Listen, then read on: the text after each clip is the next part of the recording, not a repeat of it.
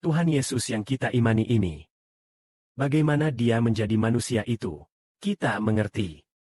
Jika yang kita imani adalah seorang pendosa, maka yang kita imani adalah seorang pendosa. Kita percaya kepada orang ini. Jika di dalam dirinya ada dosa, tanpa sadar kita juga akan menjadi orang berdosa karena percaya kepadanya. Tetapi jika di dalam orang ini tidak ada dosa, melainkan Roh Kudus, yaitu Roh Allah Bapa di surga,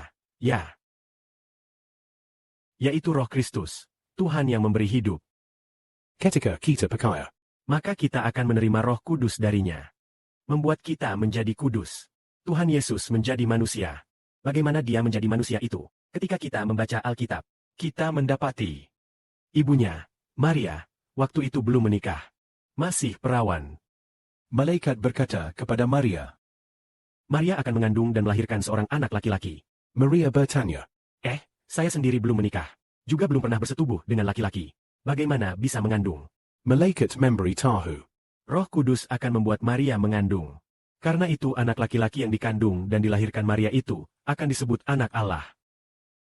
Demikianlah Tuhan Yesus menjadi manusia. Ini yang disebut dia menjadi manusia. Maksudnya anak ini sebenarnya berasal dari surga. Pada mulanya dia bersama dengan Bapa di surga, Yahweh, Ketika Bapa menciptakan langit yang maha tinggi, menciptakan bumi dan manusia, menciptakan hidup dan segala sesuatu. Dia bersama dengan Bapa di surga. Sekarang anak ini akan turun menjadi manusia. Kita semua, anak-anak ini, tidak bisa disebut turun menjadi manusia. Hanya bisa disebut lahir dari kandungan ibu. Tetapi Tuhan Yesus adalah turun menjadi manusia. Artinya, dia semula berada di surga. Sekarang akan turun menjadi manusia. Akan menjadi manusia. Nah, menjadi manusia. dia harus mempunyai satu tubuh. Maka dia harus menjadi tubuh manusia.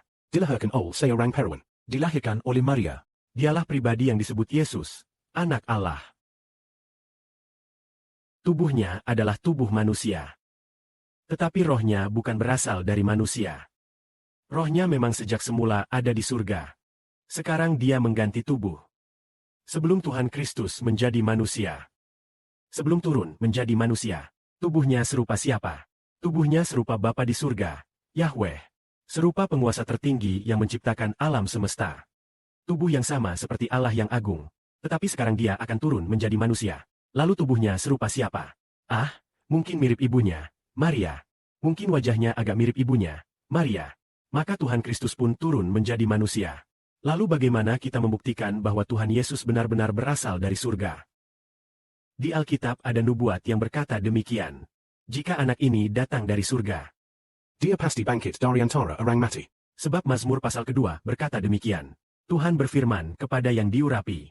Tuhan berkata kepadaku, engkau adalah anakku.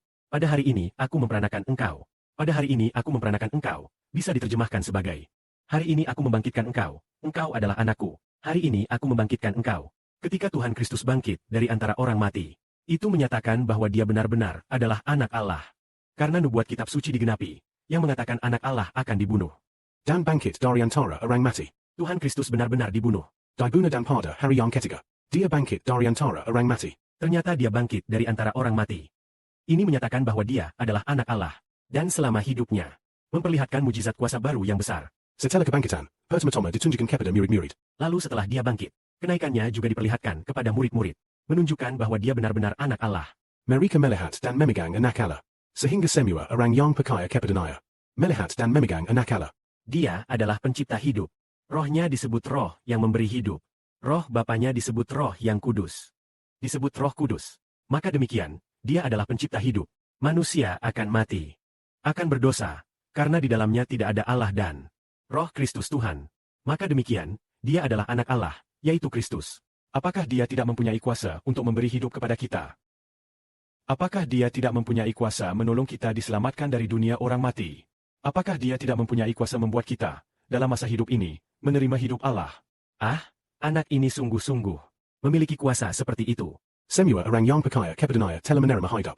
Ketika saudara Shibwa percaya kepada Tuhan, Tuhan memberikan roh Allah dan roh Bapa kepada saudara Shibwa. Menyatakan bahwa Yesus benar-benar anak Allah.